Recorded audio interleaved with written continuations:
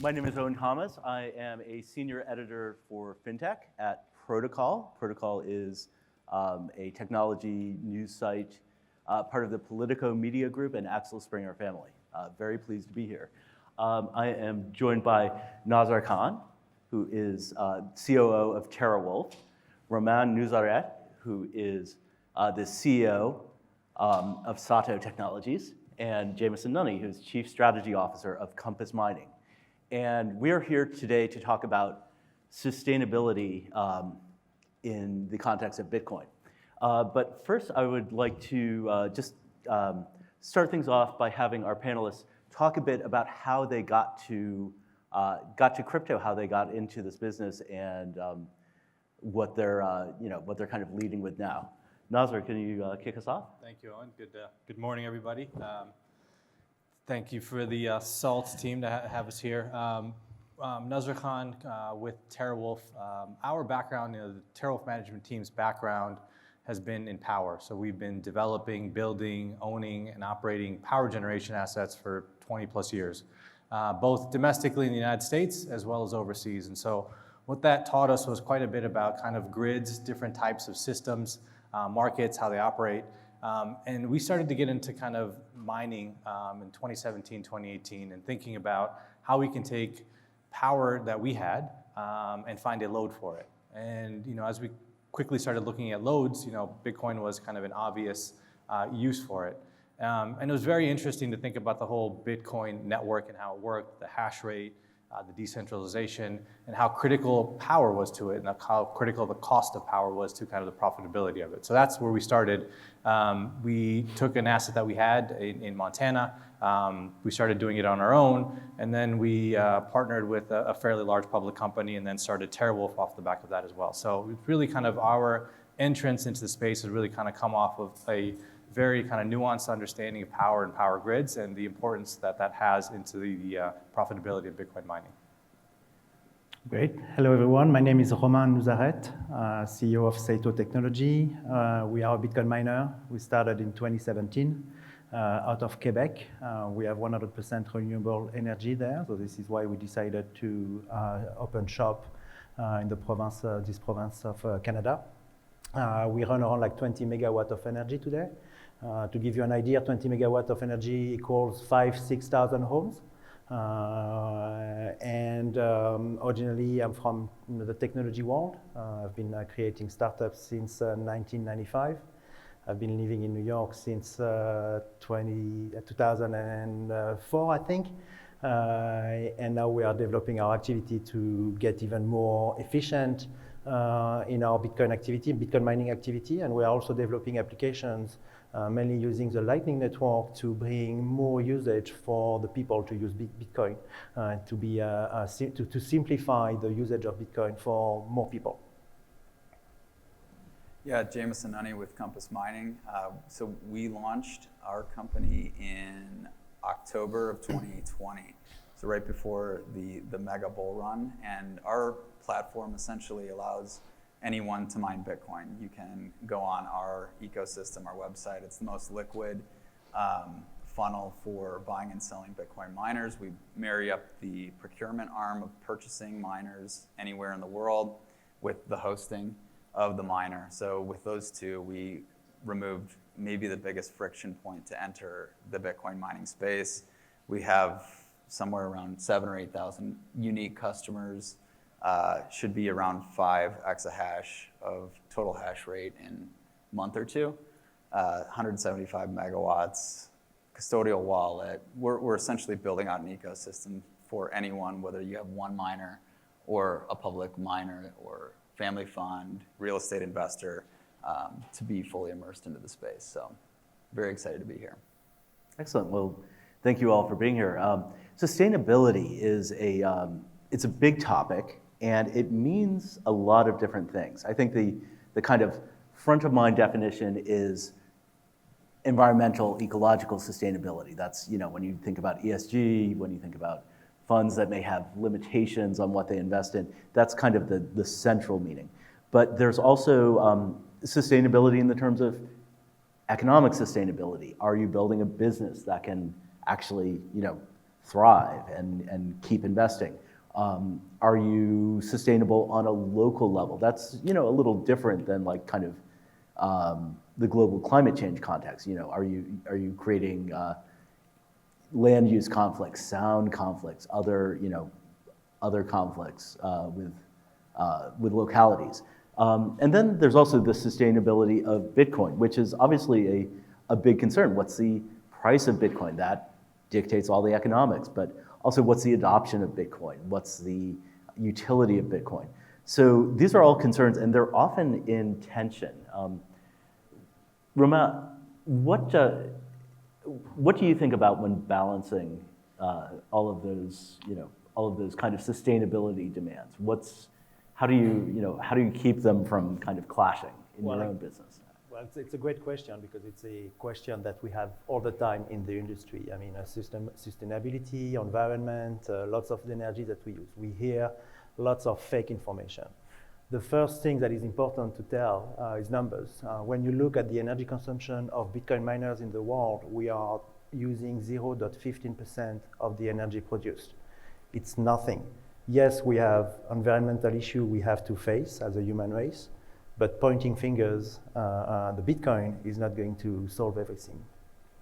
Yet, we believe at our company level, it's extremely important to be conscious of our environment, not only for the green aspect of it, but also for the society and the people living around us. So we developed a practice around ESG in our company. We are a listed company on the Canadian market under the ticker SATO on the TS6V. And for us, it was something important also to bring to our investors, not only by being very open to our financials, but also being very open on how we use the environment, and also how can we bring social and governance to the mix. So we are lucky because in Quebec, 99.9% of our energy is renewable. So the E from the ESG is almost done for us. However, it's not as simple as that. So first, as you know, in ESG, when you start to look at your carbon footprint, you have different scopes. You have the scope 1, which is the use of your energy, the scope 2, which is the use of the energy used by your team, and when they drive and this kind of thing. And then you have the scope 3, which is also takes into account the manufacturing of the computers, the shipping of the computers. So it's different levels that we are looking at right now. But the important things also that we do is about social and governance. And I think Bitcoin, in that respect, is extremely focused and perfect for these two parts, because Bitcoin is bringing new ways for people to be free and manage their money with the way they want, completely independent from a state or central bank. And it's also very good with a community in different parts of the world, like we have seen, for example, in Salvador. And we are developing also projects for different kind of community in Quebec, where Bitcoin could bring financial freedom. So that's a very important topic. But what we see also is that people are talking a little bit less of environment right now. We're talking more about energy shortage. But again, let's put into perspective how much energy we use. In the world, 0.15%. And when we look at the numbers, on the precise numbers of what is the source of our energy as Bitcoin miners, more than 60% of the Bitcoin miners are using sustainable energy. So we're doing a good job, and we will continue doing a good job. Not because it's only good for the environment, but also because green energy or sustainable energy, most of the time, is less expensive than carbon energy. So that's an example where the various forms of sustainability are not necessarily in conflict. Like if the green source of energy is cheaper, then it's also better for the overall economics. Jameson, speaking of the economics of all of this, because you are enabling others to mine on your systems, how do you balance the kind of economic fruits of that? Like how do you say kind of this is what we keep and this is what we give? Yeah, I think our mandate is really to offer the best solution for the customers. And so some of our customers do say, hey, we're interested in environmentally friendly generation sources, and we do have those. We have a 20 megawatt facility in Ontario, Canada, 96% carbon neutral. So we're here to offer whatever our customers are interested in. And it's as simple as that. Usually they want the cheapest form of energy. And depending on whatever narrative you want to go down, I could argue why I'm so bullish on Bitcoin mining, whether it's grid stability or the ESG narrative from a pollutants perspective. So on the grid stability side, what we're seeing, especially in Texas and other places with more robust energy grids, is the ability to curtail when the grid hits peak demand. And right now, let's say in ERCOT ISO, they max out at $5,000 a megawatt hour.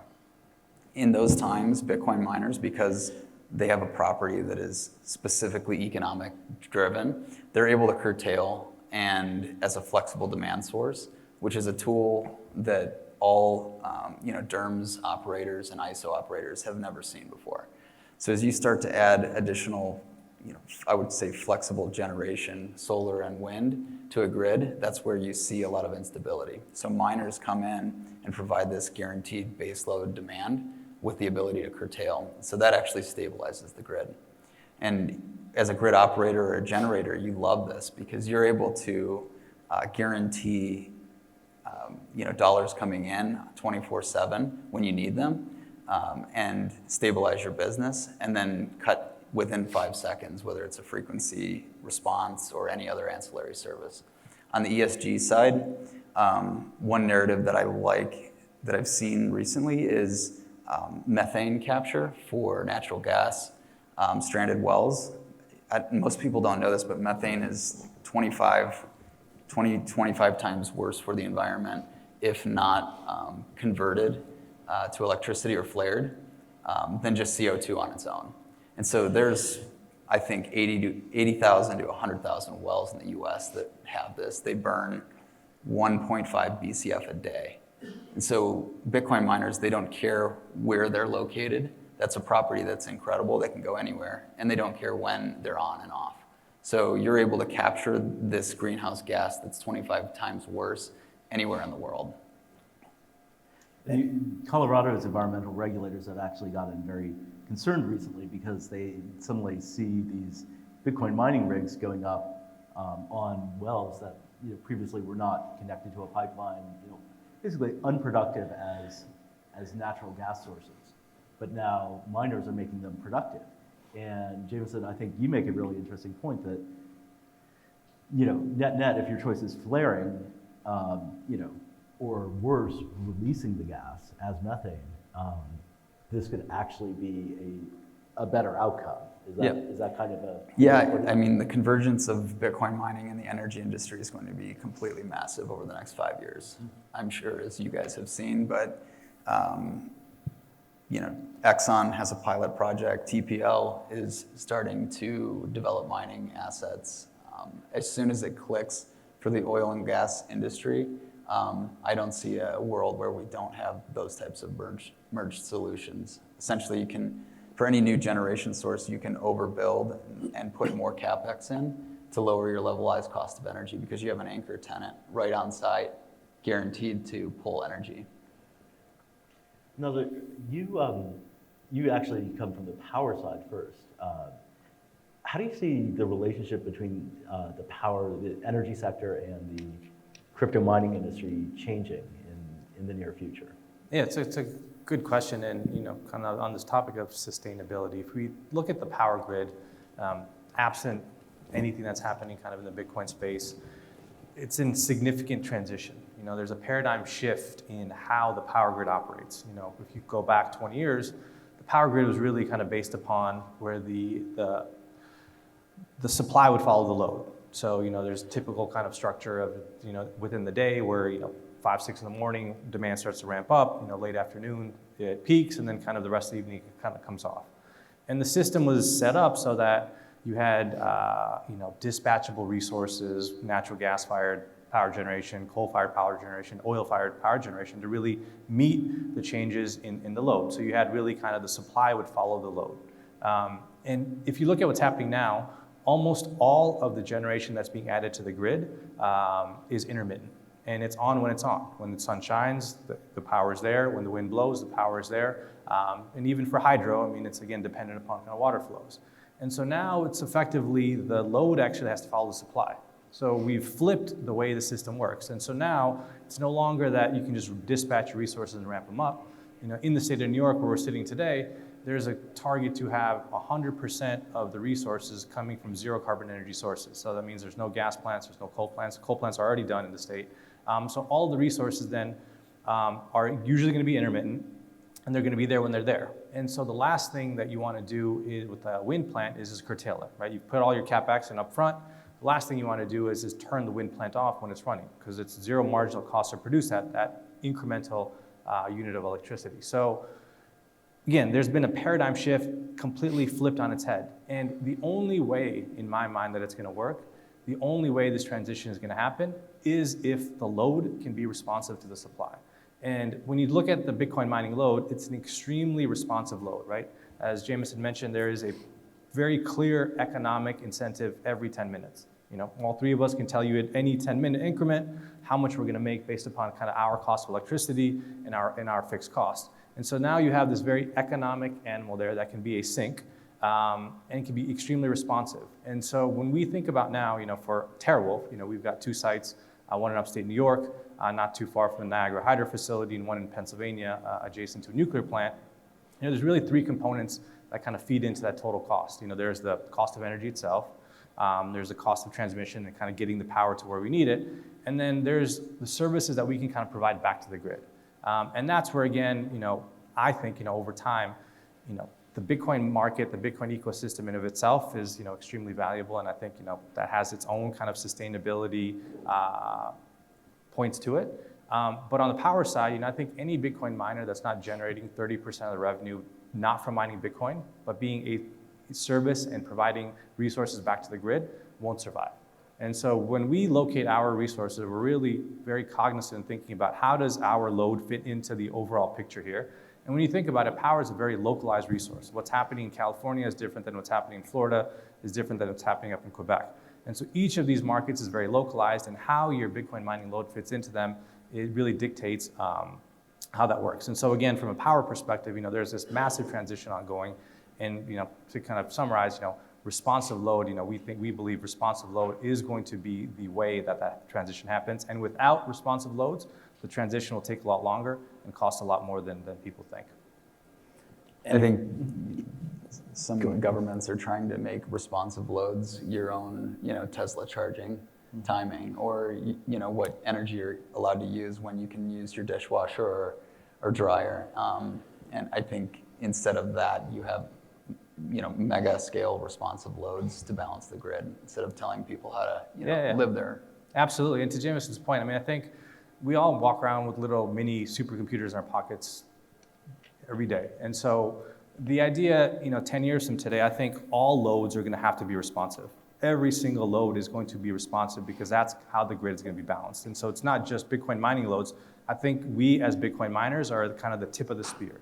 We are going to kind of demonstrate to these markets how valuable these loads can be and how valuable that responsiveness can be. But over time, I think that every single load that's out there is going to have some level of responsiveness to it. And obviously, some loads can be a lot more responsive than others, but I believe every load is going to have some component of responsiveness to it to be able to kind of transition to this place where almost all of the generation is coming from intermittent resources that are there when they're there.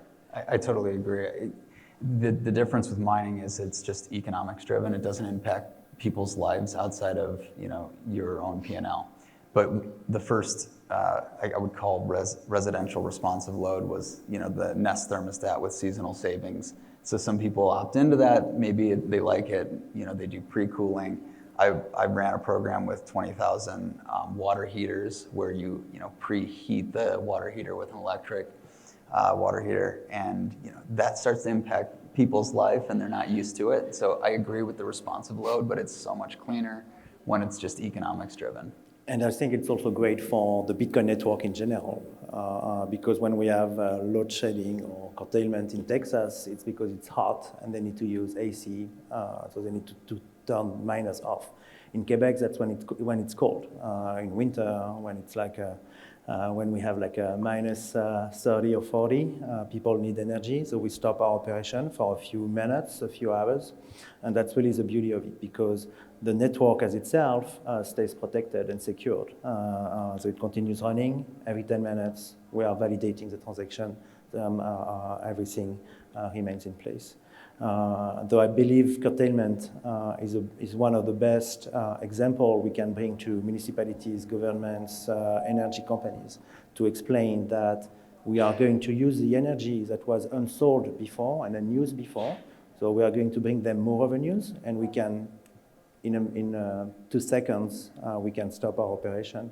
In Quebec, for example, we are connected programmatically to the grid, and we don't even have to talk. I mean, they just tell us, hey, stop your operation at 10% for 10 minutes or 100% for an hour, and we play like this.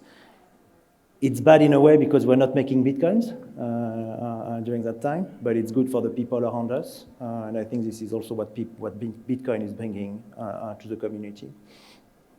It is interesting because in California, where I'm based, we did have an example where essentially altruistic curtailment, please turn your air conditioner off, actually averted rolling blackouts.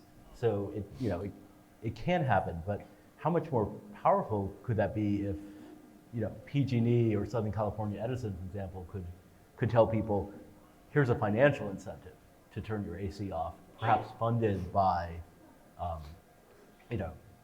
by mining and the value that generates. Is that a realistic scenario to kind of extract the value on one end and pass it to, say, the consumer or an industrial plant or what have you? I mean, I think I would say it's not altruistic, right? Mm-hmm. I mean, people were worried that there was going to be a blackout, so they said, "Can we turn our AC down a little bit?" Yeah. So, but that's my point is that there was a direct interest that every individual in California had, because the alternative was they had no power.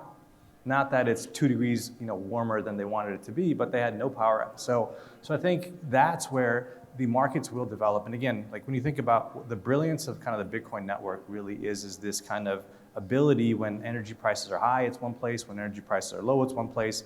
When Bitcoin prices are low, I mean, there's this kind of, I would say, robustness to the structure. You talk about sustainability. The brilliance of the Bitcoin network is that you kind of put any kind of scenario out there, and there is an outcome that kind of is solved kind of rationally and economically. And so even the scenario you pulled out there, I don't think it was altruistic. People were scared, mm-hmm. and they said, hey, if I can do my part, I'm going to do my part. And that's where I think over time, this concept of responsiveness is going to become more structured. Because PG&E clearly saw that, hey, the governor sent out a text and people responded. Maybe they'll respond the first time, the second time, probably not the fourth or the fifth time, because they'll assume everyone else is doing it. So now, you got to start to put some structure around it. So again, that kind of speaks to it. And also, like I said, it also speaks to the resilience of the Bitcoin ecosystem itself and the Bitcoin model itself, because that's, when you think about what Bitcoin has done, right, it's kind of traded, I would call energy for security. And so within that security has a ton of value. And again, what's happening in California may be very different than what's happening in Iceland versus what's happening in Paraguay. And so that's where, again, this kind of global decentralized model, we think, is this kind of, extremely valuable as a global commodity in and of itself. And just to add on the altruist part of what you are saying, which I think is really true, I also believe that there is a possibility that with Bitcoin miners, by the fact that we are using this energy that was unsold before, we are bringing more revenues to the energy provider or the province or the municipality. And the result could be, or I hope will be, a reduction of price for the end user. Because basically we are making sure that the grid is used 100% of the time. More revenues hopefully will mean a lower price for the end user at the end. Yeah, I probably will take it a slightly different direction where I don't think the government can, or the PUC can either regulate and say you cannot use during these times, which I think is the wrong answer, or they can incentivize you to use during different times. And with the duck curve, basically where all of the solar is being produced, where all of the energy is being demanded, they have created time of use rates in California, but it's still not enough. Instead, why, maybe this is too simple of an answer, but why not add more nuclear or more micronuclear reactors, small 20 megawatt, 50 megawatt plants, and cut all the red tape out? I mean, it's the cheapest, it is the safest, base load power out there. It seems too obvious of an answer, but I don't think telling people to curtail and not use energy is the right answer. Yeah, that seems like a political Yeah. a non-starter. Speaking of kind of the politics of Bitcoin and sustainability, there is a sense that there's an increasingly harsh spotlight on Bitcoin. We are in the middle right now of Ethereum's merge, which is the fancy term for the transition to proof of stake, which will reduce the energy consumption of that network considerably. And I've heard the arguments about, essentially, like why Bitcoin is the way it is, the superiority, as some supporters believe, of proof of work as a model. But can you all talk a bit about that? Like, if Bitcoin is committed to proof of work, how can the industry better articulate why they believe in it, and why it's okay to consume energy for this economic activity? I think it's more than okay. This is the energy is a tangible asset that gives the value to the Bitcoin. A plane is something that is tangible. A house is something that is tangible. With Bitcoin, that's energy, and our energy use that makes it so. So it's true that we have lots of people against proof of work, mainly CBDCs, governments, other coins. It's not going to change. The protocol of Bitcoin is not going to change. We're going to stay in a proof of work. What is important also to see and to check, and to come back to what you were saying about flare gas, there was this study made by a guy from New Zealand called Daniel Batten, and he said that by using flare gas with Bitcoin mining, we could reduce the global warming by 0.15 degrees Celsius. This is huge. The Paris Climate Accord gives us a target of 1.5 degrees Celsius. So 0.5, that's 10%, just by using flare gas. Is it going to happen?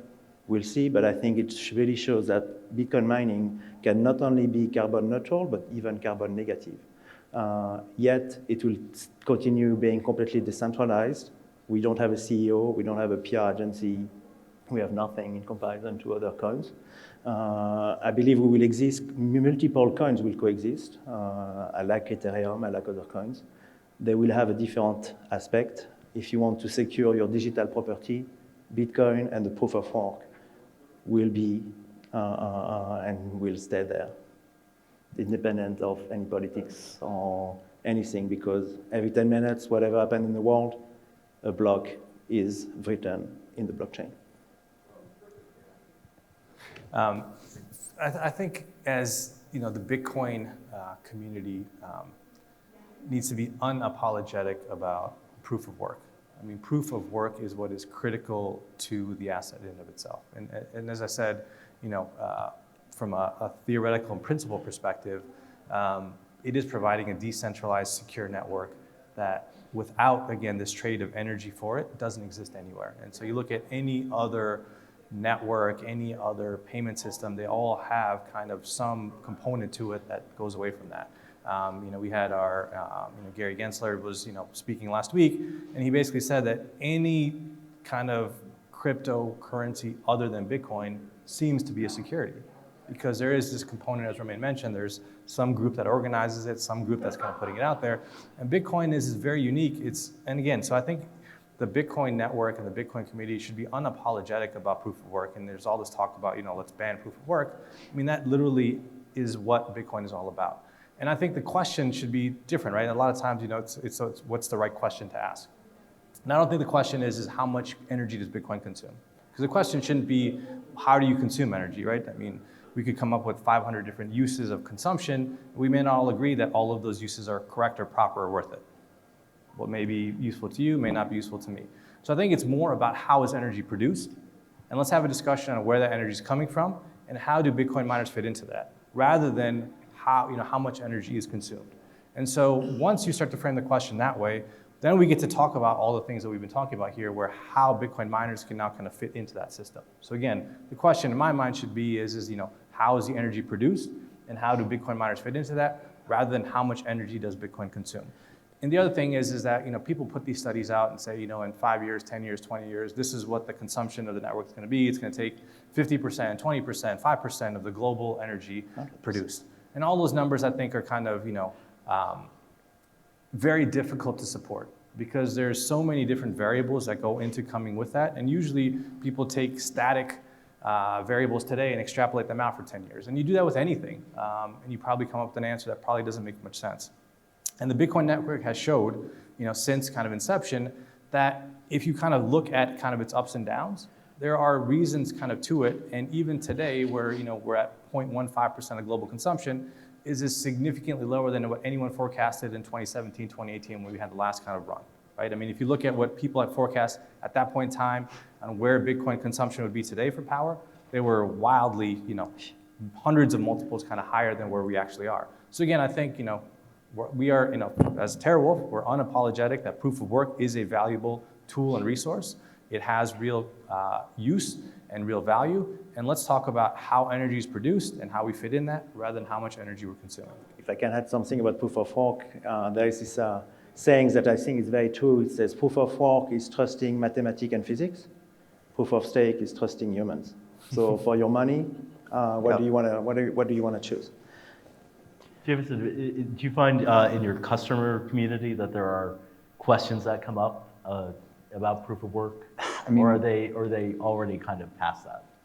I think they're all past that. We're a Bitcoin first company, so you know what you're getting and the ethos of the company. I mean, it's through and through. I don't think it would add too much to what you both have said, but just really hammering on the point of the centralization risk. I think proof of stake is more or less a copy paste of what we have today. And you can change the rules whenever you want, or whenever Vitalik, wants. I had a account with JP Morgan for 13 years right out of college, and then they didn't like that I was involved in the, quote, crypto space, my position at the company, and they gave me 2 weeks to close out my account, just in a letter. And so that couldn't propel me or make me more bullish on what proof of work really means and the lack of centralization. So needless to say, I'm no longer banking with JP Morgan Chase. But the centralization piece is the biggest issue. I feel like there's someone in JP Morgan Chase Private Wealth Management who's feeling like we made a terrible mistake. It's like that scene from Pretty Woman. Yeah. When she comes back to the store later, the Julia Roberts character. Well, I have the letters framed, so it's kind of like a keepsake. It's nice to have now. There's another technological development we should touch on briefly is Lightning. It's essentially a layer 2 technology on top of the Bitcoin blockchain that tries to consolidate transactions, especially small retail transactions. So with the goal of making Bitcoin more useful for everyday payments, which kind of famously, if you remember the Bitcoin pizza transaction of 2013, that pizza is now worth $30,000, so people have a lot of regret about it. That was 10,000 Bitcoins for 2 pizzas. So that would be 20 million? Oh yeah, sorry, I was off by several several orders of magnitude there. But it's kind of the problem with something that is a store of value and a payment utility at once. Is Lightning a net negative or positive for the mining sector as you see it? Well, I believe it's a positive. It's a positive for the industry. Just to give you an idea, the Lightning Network as you were explaining, is kind of a layer 2 of the network. So basically, you have the Bitcoin layer 1. Every 10 minutes, a transaction is written, it's secured, it's immutable, it will stay forever. Whatever happened in the Lightning Network, it's a little bit like when you go to a bar and you give your credit card to the barman and you say, hey, whatever I drink, you charge me at the end. It's kind of the same thing with the Lightning Network. You stack some way, some Bitcoin or sats into the Lightning Network, and all of the transactions you do in the Lightning Network are ultra fast. They are almost free or so much little that you can't really put a price on it, and they are not using energy. So all of the transactions you do on the Lightning Network, at the end, you close your tab, and it will be written back into the layer 1 in a new block. Though in that case, it's really interesting because it will give a way for people to get access to a financial system, a way to exchange value, a token, if you will, but based on something that is real, because the token are sats, and sats are Bitcoin. In one Bitcoin, there are 100 million Satoshis. So it means that there will be 2.1 quadrillion of Satoshis. I can't even picture this number in my head. And it could really become the internet money, where people will be able to exchange, do transactions, again, based on something real, tangible, that is a Bitcoin, that is secured by miners and the electricity that we use. Nazar, any thoughts on Lightning? Yeah, I mean, I agree with Romain that it would be a net positive, and there's, as you said, from a pure miner perspective, it would be in kind of decipherable. The whole batch would kind of settle with each block, but the utility of it obviously would be much higher. And if you think about again, even going back 4 or 5 years on kind of the usage of Bitcoin and kind of the transactions associated with it, I think what happens over time is people kind of underestimate how ubiquitous things can become very quickly. And so, the proposition with the Lightning Network really is that over time, you'll see an exponential kind of growth in the underlying use of it. And that's where I think, there's been quite a bit of development and research and work that's being put into it. And so, me personally, I'm anxious to see how that plays out. But, as an overall, I think it would be a net positive, to the network. Yeah, I think it's essentially the transaction layer for the Bitcoin network. It doesn't necessarily overlap with mining per se.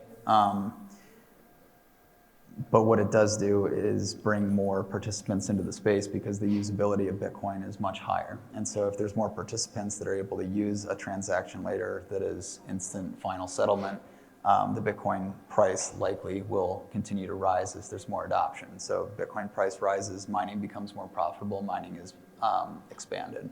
So I think that's the direct relationship. I also believe that it's interesting to work on Lightning Network as a Bitcoin miner, because when you start doing applications or solutions on a Lightning Network, you basically need to manage nodes and you need to manage liquidity in that node. And by doing so, there are still transaction fees in the Lightning Network. They are very small. We're talking about a few sats, 2 sats, 3 sats. That would equal $0.0002. So again, you can't really picture it in your head. But as a Bitcoin miner, if you can get part of these transactions, it could mean lots of revenues at some point. A little bit like high-frequency trader. They were making their monies by doing trillions of deals or transactions every day and getting a very, very small amount of it. I believe it's going to be the same thing for the Lightning Network and for Bitcoin miners. As we're nearing the end of the panel, I want to maybe get some final thoughts. One of the aspects of sustainability of Bitcoin is an actual community. There are people who feel very passionately about Bitcoin. You hear about Bitcoin maxis. Jack Dorsey talks about how Bitcoin will lead to world peace. People see different things in Bitcoin and want different things out of Bitcoin. How do you balance those competing interests? Are you saying, you're referring maybe to Twitter and how it can be a little bit on the fringes? Crypto Twitter is definitely its own. Okay, I just wanted to make sure I understood. Yeah. No, I love Twitter, but I think everybody needs to know what they're getting into when they go on Twitter. It is a public forum. It's the town hall of the internet. And so whenever you're talking about something potentially politically involved, and money is everywhere. And so everyone believes, hey, I believe in this chain, I believe in this token, and they have a direct financial investment in it. And so I think that brings out some of the vitriol, vigor from different parties. But I think going into Twitter, you need to know that, and many people don't. It's not like a published or edited news article. It's really someone's visceral thoughts that come out in 14 seconds. So I think there's probably better ways to engage with people entering the space.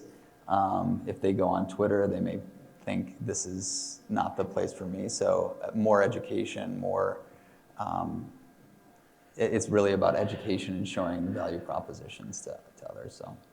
And I guess that if we come back to Twitter and the internet, I see a lot of similarities between the internet and Bitcoin. I started my career in 1995. I actually saw the internet for the first time here in New York. I was still living in France at that time. And I feel this is the same kind of like a feeling for lots of people. It was very complicated at the beginning when we were using the internet. We were like explaining what is TCP/IP and IPv4 and emails and everything, FTP. We are at the same stage today with Bitcoin. We are at the stage where it's going to become like widely used in the world.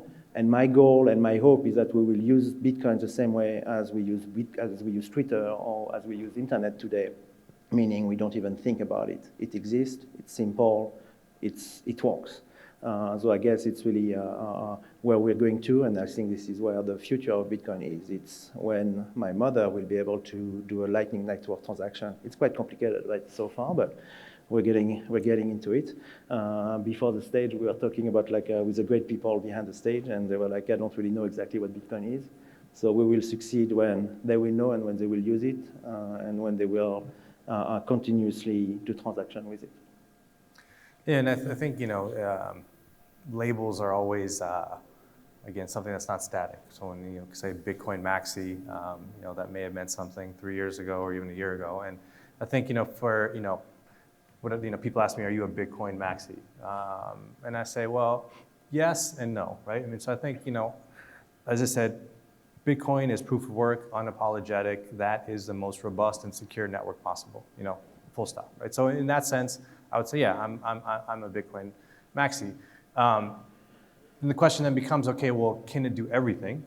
And no, it cannot do everything. And I don't think anything can kind of do everything. And so that's, again, a lot of times I spend my time thinking about like framing, right? And so the frame is like, can Bitcoin do A, B, C, D, F, G? Maybe, maybe not, but that shouldn't be the test for anything because nothing can do A, B, C, D, F, G all together at once, either. And so I think, to the folks here, I mean, I think we all really believe in the value of this network. And to your point, I mean, different people will take different things out of it, but fundamentally, it is the most robust, most secure network that's out there. And because of that, any number of things are going to come off it, and most likely things that we can't even imagine, think about today, will likely be uses that kind of come off of it that 5 years from now, 10 years from now, people are using. They don't even know that that's underlying kind of what's happening. So that's where we, think that, we're playing a critical and core part because the miners effectively secure that network, right? We have a very important job in making sure that that network remains robust and secure. And every day that our machines are running, we're kind of providing that service back. And so we think we're core and integral to the overall system. I think that's a good note to end on. I'd like to thank our panelists, Jameson, Nunney, Romain, Nouzareth, and Nazar. And please find them at the conference if you have more questions.